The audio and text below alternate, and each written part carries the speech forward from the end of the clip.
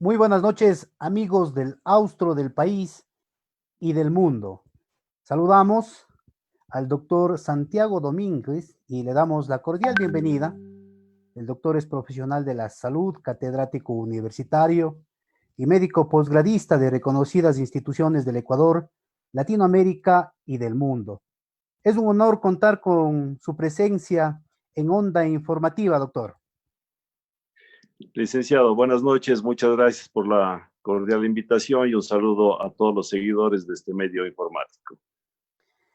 Hoy el doctor Santiago nos va a hablar sobre protocolos de salud y bioseguridad. En primera instancia, quisiéramos conocer cuáles son los protocolos de salud y salubridad que se deben seguir en las industrias, comercios y sobre todo la ciudadanía en general para evitar se siga propagando el contagio por COVID-19 o coronavirus. Sí, y gracias por su pregunta. Realmente, en este momento de una pandemia, tenemos que enfocar cuatro pilares fundamentales para lo que es manejo de la epidemia y prevenir la enfermedad a nivel de toda la ciudadanía. El primer punto es el asunto epidemiológico y médico, que son quienes nos van a dar las luces cuando salir del confinamiento a una etapa de alejamiento y la utilización de los colores del semáforo. Por otro lado, hay tres elementos que son indispensables, que tiene que haber la conexión y la comunicación y el conocimiento de esta pandemia. El uno es el núcleo familiar, que tiene que saber cómo manejarse dentro de su casa. El segundo grupo es todo lo que son empresa pública y privada que venden servicios. Hablamos telefonía, bancos, comercios, instituciones de educación inclusive. Y el tercer punto que es ya el consumidor, cómo moverse dentro de la ciudad o dentro de su ámbito para poder evitar estos problemas. Si nos enfocamos en estos tres elementos, que es la familia, el consumidor y la parte de venta de servicios, cada uno de ellos tiene un rol muy importante, que es un rol de responsabilidad personal y colectiva para evitar que esto progrese y tengamos nefastas consecuencias. Si empezamos con la familia, son protocolos elementales que de alguna manera ya lo hemos venido haciendo, que es primero el confinamiento, la salida fuera de la casa por razones estrictamente necesarias. Quien sale de la casa, el retorno tiene que tener los cuidados necesarios, empezando con el acondicionamiento dentro de casa, un área que nosotros llamamos el área sucia, que es el lugar en donde la persona que llega tiene que dejar en un depósito lo que son zapatos, todo lo que son vestimenta, todo lo que puedan ser objetos inanimados que puedan estar con presencia de virus y luego pasar a un baño. Mientras no se cumpla esas etapas, esa persona que llega no puede entrar en contacto con el resto de la familia. Esto en el núcleo familiar. En el ámbito del comercio, del negocio, de las empresas públicas y privadas, hay dos situaciones que son importantes. La primera, el personal que está dentro de esa institución, que ese personal tiene que ser identificado plenamente por el jefe, entiendo, una persona encargada en lo que se llama recursos humanos, que tiene que ubicar a las personas que son vulnerables para mayor infección de esto. Empleados que sean diabéticos, que sean hipertensos, más de 55 años, de enfermedades pulmonares crónicas. Estas personas tienen que ser identificadas dentro de la empresa o dentro del negocio o de la institución en que corresponda. Cuando estas personas son identificadas, estas personas tienen que ser no relegadas, llamémosle más bien reclasificadas para el desempeño de su función, en lo posible a través del teletrabajo o en áreas en donde realmente no exista contacto con el resto de compañeros empleados. Esto en cuanto a la selección del personal. En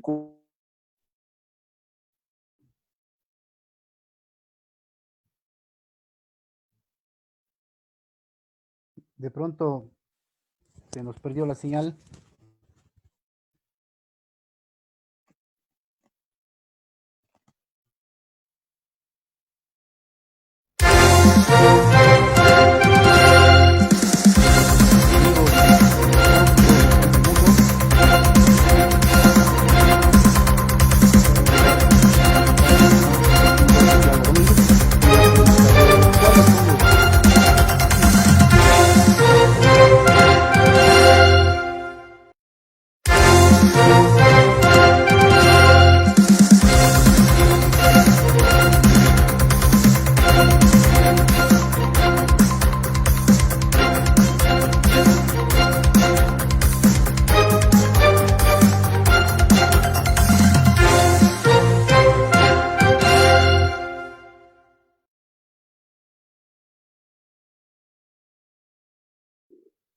Hola, ¿se escucha?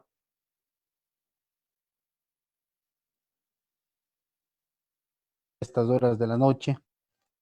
De pronto existen interferencias, todo el mundo hacemos uso del Internet, pero quisiéramos continuar con este diálogo, quisiéramos conocer cuáles son los síntomas o sintomatologías de este virus conocido como COVID-19. Sabemos por varias fuentes que no todos tienden a ser afectados de la misma forma. Además, la prueba PCR es confiable y aún así se puede salir negativo siendo un paciente positivo. Doctor, usted que conoce sobre este ámbito, eh, ¿qué nos podría decir al respecto?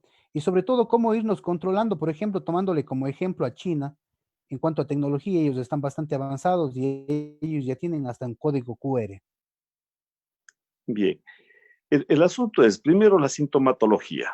Este momento no existe gente experta todavía en virus porque todos los días estamos aprendiendo algo nuevo. Es un virus que tiene comportamientos no habituales y cada vez nos está dando síntomas eh, que no estamos esperando. Lo clásico, ¿cuáles son los síntomas? La fiebre, dolor muscular, malestar general, a veces algo de molestias en la garganta, pérdida del olfato. Esto es lo característico, o a veces inclusive la pérdida del gusto. Pero además de esto pueden haber otro tipo de problemas, que son en etapas un poco más avanzadas, que son la dificultad respiratoria. Cuando estos pacientes empiezan a presentar la dificultad respiratoria, son signos de alerta, son signos de gravedad. Entonces, son pacientes que tienen que ser inmediatamente evaluados y admitidos en un hospital. Pero sin embargo, se han visto otros síntomas no comunes, como reacciones alérgicas en la piel, datos de vasculitis, que son manchitas rojas en la piel. Puede debutar también con problemas de infarto cardíaco o problemas neurológicos, como infartos cerebrales o hemorragias cerebrales. Esto es lo más común. En cuanto al diagnóstico, ya desde el punto de vista médico, existen dos pruebas. La prueba que se llama PCR, que es la prueba que le va a confirmar el diagnóstico y que tiene mucha utilidad en la primera semana de la enfermedad. ¿Por qué? Porque si utilizamos las pruebas rápidas, que son las que comúnmente se están utilizando en este momento, en esa primera semana va a salir negativa la prueba rápida. ¿A qué hace referencia la prueba rápida? Es una medición de anticuerpos dentro del organismo. Existen unos dos tipos de anticuerpos, el uno que se llama IgM, que se eleva en fase aguda de la enfermedad. Y la segunda inmunoglobulina que se llama IgG, que es prácticamente una inmunidad para largo tiempo. Es una vacuna natural, en definitiva, que nosotros generamos. Si una persona con síntomas, o muchos de los pacientes, el 80% con síntomas muy leves, si hacemos en la primera semana la prueba rápida, esta prueba rápida nos va a salir negativa. Pero el hecho de que la prueba nos salga negativa, no estamos descartando la enfermedad. Y a partir del día 7, la prueba rápida empieza a positivizarse un 25%. Al día 10 tenemos un 50% de efectividad. Al día 14, un 75-80%, y pasado el día 21, tenemos el 100% de positividad de la inmunoglobulina G, que es la vacuna natural. Entonces, es por eso que tenemos mucho margen de error. El PCR es una prueba costosa, es por eso que no se puede masificar.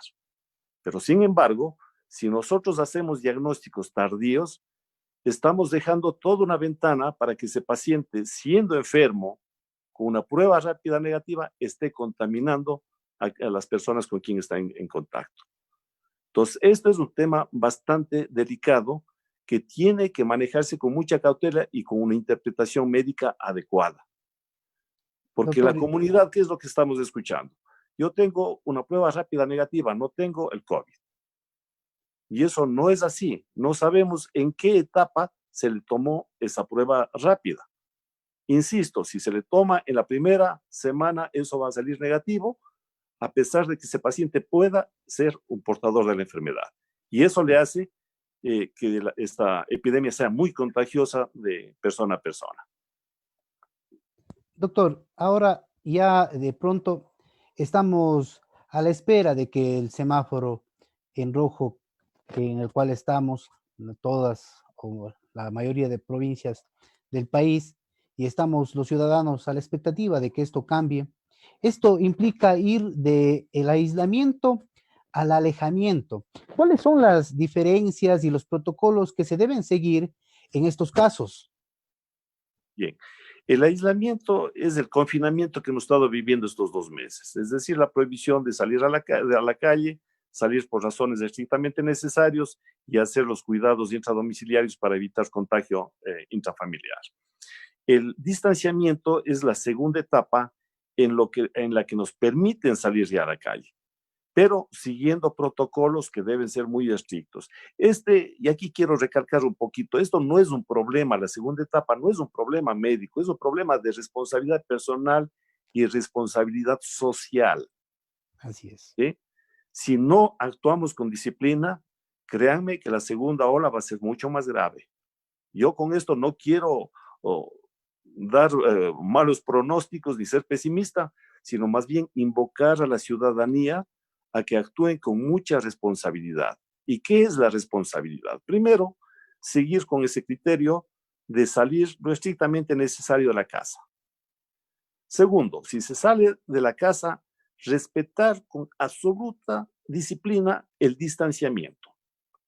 El distanciamiento, hablamos de 2 metros de distancia. Tercero, la utilización de mascarillas tiene que ser obligado y la gente tenemos que conocer un poquito más esto del tema de mascarillas. La mascarilla no es ponerse una tela en boca y nariz, sino más bien buscar ciertas características que esas mascarillas no nos garantice, pero nos permitan menos probabilidades de enfermar. Tercero, si vamos a una institución, tenemos que mantener la distancia con las personas que nos atiendan.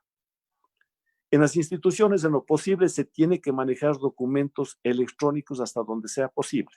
Es decir, remisión de facturas, si hay algún documento, un recibo, manejarse a través de documentos, a través de correos electrónicos. ¿Para qué? Para disminuir al mínimo el contacto, inclusive de los objetos inanimados que pueden ser portadores del virus o transportadores del virus. La utilización del alcohol tiene que ser muy frecuente, el lavado de manos tiene que ser absolutamente riguroso, no menos de 20 segundos y con la frecuencia que las circunstancias obliguen, es decir, si ha habido contacto, si se ha tocado algún objeto extraño, lavarse las manos. El uso y abuso de los ascensores, el manejo de las teclas en los elevadores tiene que manejarse con prudencia. En lo posible, tratar de utilizar paños de papel, pañuelos de papel, alguna cosa descartable para no estar tocando directamente.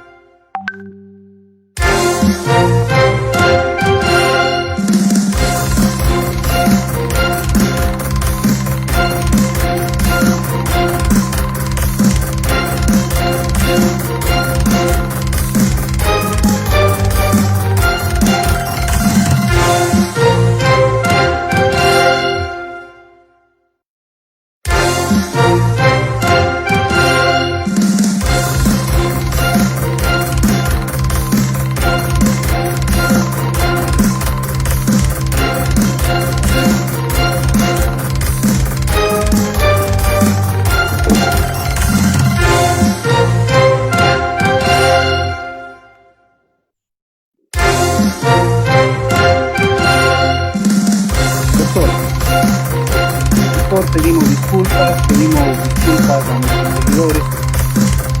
Hay inconvenientes, como yo lo había manifestado anteriormente, esto de las redes sociales, a veces a esta hora de la noche, como que implica mucho, eh, muchas, muchos contratiempos que se nos viene dando. Sin embargo, doctor, nos gustaría conocer y seguir abordando este tema bastante interesante, ya que de pronto hay un tipo de pacientes que se les da de alta, pero que han estado en aislamiento, y hay otros pacientes, en cambio, que han tenido, han estado internados en un hospital, y en un centro de salud que está justamente preparado para esto. eh, ¿Qué posibilidades de que se vuelva a contagiar? ¿Qué posibilidades hay de contagio de los que están en ese entorno? No solamente familiar, sino de pronto la curiosidad de la gente y el pánico a veces eh, vale decir esto porque dice, mi vecino está con COVID-19 y ahora todos nos vamos a contagiar. ¿Cómo llevar esto de una forma más tranquila? Sí, licenciado. En primer lugar, no podemos ni debemos estigmatizar a quien padece el COVID. Punto uno, que es muy importante, porque a veces la mentalidad de nuestra gente, tenemos que aislarle. No, esta es una persona que debemos mantenerle lejos. La distancia tiene que ser respiratoria, ¿sí? El día de hoy salió un anuncio de la Organización Mundial de la Salud, en donde todavía no hay evidencias sólidas en que sean los objetos los inanimados los que estén transportando la enfermedad, sino más bien el contacto a través de los fluidos, ¿sí? De la exhalación del vapor de saliva cuando uno habla, o el toser o el estornudar. Allí estamos emanando, la persona que está enferma está emanando el virus.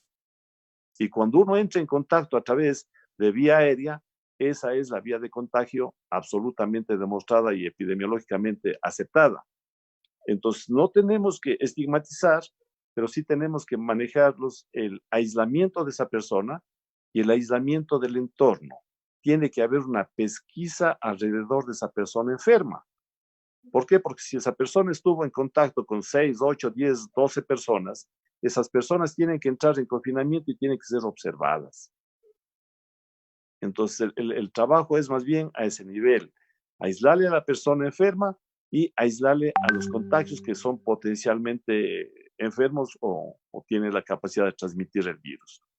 Ahora, debemos tener muy presente que las estadísticas nos avisan que del 60 hasta un 80% de la población van o vamos a tener el COVID en algún momento.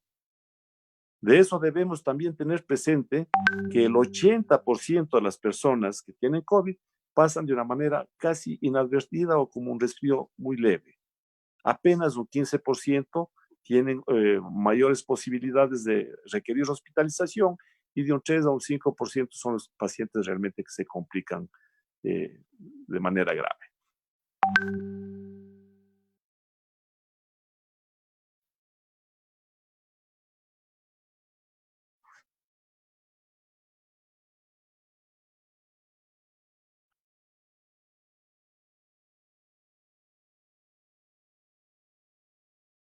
Sí.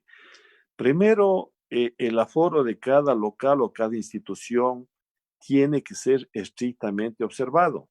Es decir, se habla que el 30% del personal tiene que reincorporarse.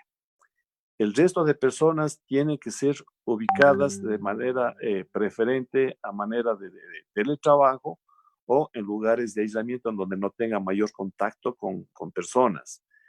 En los locales, el ingresar personas tiene que ser absolutamente controlado, el aforo apenas con el 30% de su capacidad. En el transporte público no puede llevar más allá del 30% de su capacidad en pasajeros y con el distanciamiento correspondiente. Entonces, eso es muy importante. Por otro lado, la utilización de las mascarillas que yo le veo con mucha preocupación. Las preocupaciones son de la mala utilización o utilización de mascarillas de mala calidad. Al hablar de mascarillas, decimos de una manera genérica y denominamos a todas como mascarillas, pero tenemos que diferenciar entre lo que es una máscara y lo que es un ventilador. Máscara le llamamos aquella telita cuadrada que nos agarramos tras las orejas y que cubre en parte la nariz y la boca. Y las mascarillas o máscaras faciales o respiradores son prácticamente esos conos que acoplan y sellan lo que es boca y nariz. Si bien es verdad que ahora no se puede utilizar a nivel público las mascarillas N95, pero existen mascarillas con similares características que van a ocluir nariz y boca y todo el aire que va a fluir a través de ese filtro. Ese filtro va a permitir el retener entre un 90 y un 95% de las partículas, dándonos un alto porcentaje de seguridad, de protección para nuestras vías aéreas. Pero las mascarillas que se están utilizando son básicamente de tela que no tienen un filtro. Las mascarillas que se utilizan con sello de boca y nariz generalmente son de 3 y 5 capas, pero ahora veo la utilización de mascarillas de tela que realmente no protegen absolutamente nada. Entonces tenemos que observar un poquito esto y obviamente la utilización de estas mascarillas implica costos que puede ir entre $1 hasta $4 o $5 dependiendo de las características, pero que nos van a dar mucho más seguridad. Ahora, en cuanto a las mascarillas, tienen algunas funciones. Ustedes habrán escuchado la mascarilla quirúrgica. Es una mascarilla que se utiliza, utilizamos los médicos cuando entramos a quirófano, pero no es para protegernos nosotros, sino para protegerle al paciente. ¿Para protegerle de qué? De la tos nuestra, un estornudo nuestro o el exhalar vapor a través del habla, para que esa mascarilla le filtre y no llegue al paciente. Es decir, es una mascarilla para protegerle a la persona que está enfrente. Existe otro tipo de mascarillas que usted utiliza y se protege de no inhalar cosas, que son generalmente las mascarillas industriales. Es decir, para no inhalar vapores, no inhalar olores fuertes, utilizan esa mascarilla en donde se está protegiendo de que ingrese a su cuerpo esas sustancias, pero su aire sale libremente. Entonces, si utiliza usted ese tipo de mascarillas y usted es un portador del COVID, usted está emanando ese virus a través de la misma mascarilla hacia el exterior y dando la alta posibilidad de contagio de las personas. Y existen las mascarillas que tienen esta doble protección. Es decir, si usted tiene el virus, le retiene su mascarilla evitando contagiar a la gente que está a su alrededor. Y si usted está en contacto con una persona que tiene el COVID, la misma mascarilla le evita que ese virus ingrese a sus vías aéreas. Entonces, en lo posible hay que buscar ese tipo de mascarillas que son homologadas, la KN95 o hay otra que es la FFP2, que son las adecuadas, que son las que la gente debe hacer el esfuerzo por conseguir. Las telas que se están cubriendo en la boca ni les sirve para ellos y si ellos están enfermos no sirve para la gente que está a su alrededor. Justamente, y gracias, doctor, por darnos esas clasificaciones de las mascarillas, pero de pronto hay un inconveniente al momento de uno querer adquirir, primero por el alto costo. La oferta y la demanda ha hecho que ahora las mascarillas sean muy caras y estén a precios elevados. ¿Cómo recomendaría usted a la colectividad dónde podríamos nosotros acceder a costos módicos? Y sobre todo también hablar de los trajes antifluidos y cómo sería el tratamiento de estos y luego de usarlos también. Ya.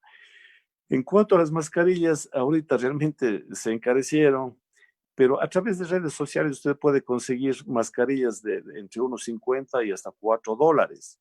Lo importante es que son mascarillas que no sirven para utilizar una sola vez, sino son reutilizables. ¿En qué sentido son reutilizables? Si usted utiliza alrededor de 4 horas diarias, son mascarillas que le sirven para 7 días. Pero si usted utiliza la mascarilla alrededor de 8 horas diarias, no le dura más de 4 días. Es decir, hay gente que puede seguir usando, pero ya no le va a servir de protección. Entonces, son las recomendaciones, este tipo de mascarillas que puede utilizar entre 4 a 7 días. Es decir, el gastarse $1, $1.50, $2 por semana sabiendo que es una inversión en salud para uno, yo creo que vale la pena hacer el sacrificio. La situación económica del país está muy, muy difícil para todos, pero yo creo que la prioridad de este momento es sobrevivir, salir de esto. Y si no nos protegemos, no nos va a ir bien. En cuanto a los trajes antifluidos, son trajes que se deben utilizar personas que están expuestas a contagiarse de enfermedad. Esto más bien debe estar exclusivamente para uso de todo lo que es el personal de salud, médicos, enfermeras, auxiliares, gente que trabaja en áreas hospitalarias, así como deberían utilizarse las personas que manejan lo que son víveres, alimentos. No más allá. Si nosotros pensamos utilizar el antifluido para desenvolvernos en las actividades normales, no tiene ningún sentido. Insisto, en el reporte de hoy de la Organización Mundial de la Salud, nos indica que no hay evidencias claras de que sean los objetos quienes vayan transportando el virus y contagiando, sino que el contagio es básicamente a través de fluidos y respiración entre las personas. Doctor, y ahora también debería haber un protocolo estricto en lo que es venta de alimentos. Hay algunos restaurantes, salones, y es lógico, ellos también necesitan el sustento diario, pero también debería haber un estricto cumplimiento en cuanto a salubridad en esos locales. ¿Cuál es la sugerencia en ese sentido a ellos? Sí, bueno, insisto, en todo local, en toda institución debe haber una persona encargada de monitorear los protocolos y el cumplimiento de los protocolos, porque culturalmente nosotros tenemos la costumbre de elaborar un documento, entregar ese documento y ese documento quedó en un escritorio. Eso no puede ser. Tiene que haber instituciones, sea el ARCSA, o sea, una persona asignada dentro de cada institución de recursos humanos que se encargue de monitorear el cumplimiento de estos protocolos. ¿No es cierto? En cuanto al manejo de alimentos, la semana pasada tuvimos una muy bonita charla con la Cámara de Comercio de Azogues, en donde hubo gente experta en el manejo de alimentos que me parece muy interesante que eso puedan ir replicando, porque la manipulación de los alimentos es algo muy importante, ¿no? En donde desde el consumidor no estamos acostumbrados a ver un producto, acercarnos y tomarse el producto, sino primero está manoseándose el producto, el alimento, no, no quiero esto, cambio de producto, entonces no es lo correcto. Esto en cuanto a cerchas de los centros comerciales o supermercados, pero ya otro tipo de alimentos, de pronto los cárnicos, eso tiene que ese personal sí manejar sus trajes de protección y la utilización de guantes. Al tocar este tema de guantes, para este tipo de trabajos está absolutamente correctos con el cambio permanente o cada cierto tiempo de los guantes. Pero en la comunidad realmente eso no funciona. Y no funciona, ¿por qué? Porque nos da una falsa seguridad del momento que estamos con los guantes. Si usted está sin guantes, sume cuántas veces se lava las manos en el día. Van a ser varias veces, muchas veces. Si usted está con guantes, con los guantes usted no se está lavando, pero sí está permitiendo mayor contaminación o mayor diseminación si es que el virus está transmitiéndose por los guantes. Entonces, esto más bien debería definirse, la utilización de guantes para el manejo de productos alimentarios. Doctor, finalmente, las personas con hipertensión, con problemas cardiovasculares, ¿cuál es ese cuidado que deberían tener en cuenta? Ya. Bueno, en principio el COVID se pensó que era una neumonía, la que ocasionaba una neumonía y esto se complicaba la vida a los pacientes.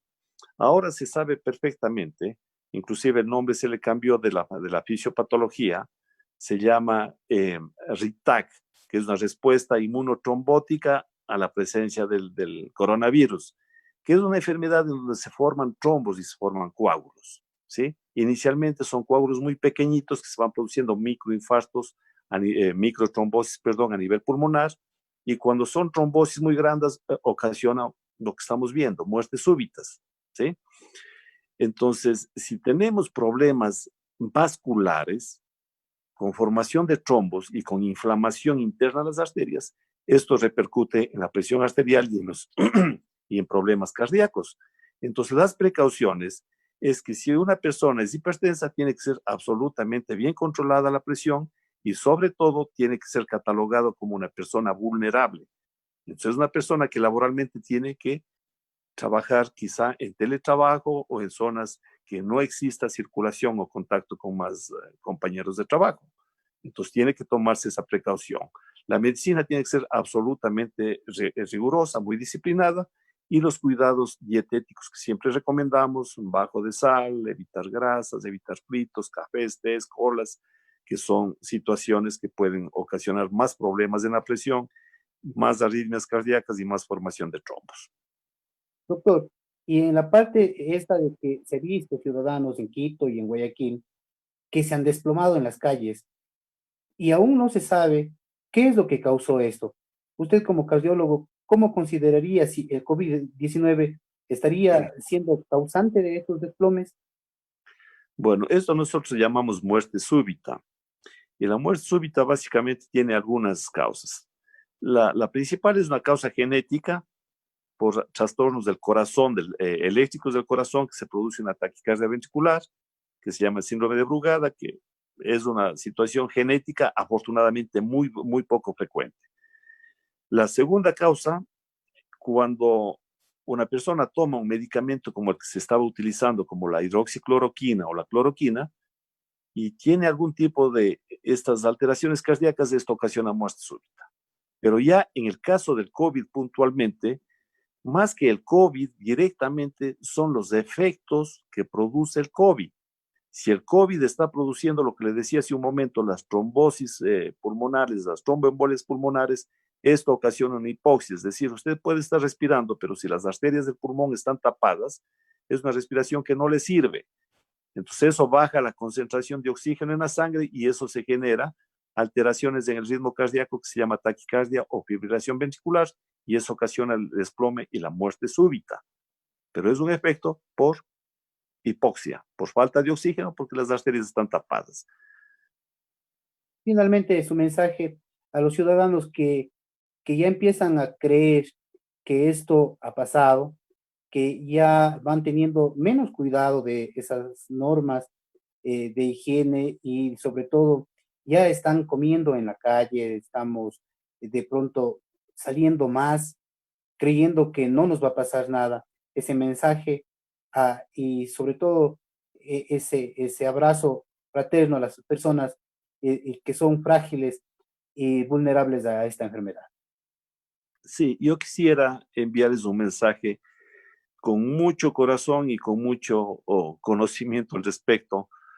Por favor, esto no es una situación eventual que ahorita pasa en 2 meses va a pasar. Esto va a quedarse algún tiempo acá. Mientras no tengamos vacunas, estamos expuestos a diario y la muerte nos está rondando en un porcentaje relativamente bajo, pero está matando gente. Esto no es un problema de médicos, esto no es un problema político, este es un problema de responsabilidad personal y responsabilidad social. Piensen que si ustedes enferman, si uno de ustedes enferma, no es una cosa aislada, están arrastrando toda una familia. Entonces, antes que pensar en uno, uno tiene que proteger lo más sagrado que uno tiene, que es la familia. Entonces, si salimos de la casa, pensemos cómo vamos a regresar y en qué condiciones. Cuídense con responsabilidad y con disciplina. Este virus nos ha cambiado la vida y tenemos que acatar esos cambios para evitar problemas más adelante. Muchísimas gracias, doctor Santiago. Agradecemos a nuestra audiencia. Una vez más pedimos disculpa a usted sobremanera, a nuestros amables oyentes y también que nos ven a través de nuestras redes sociales. Gracias infinitas por haber aceptado nuestra invitación y esperamos contar nuevamente con usted para asimismo dialogar sobre esta situación del COVID-19. Muchísimas gracias, doctor. Muy buenas noches. Gracias a usted. Buenas noches.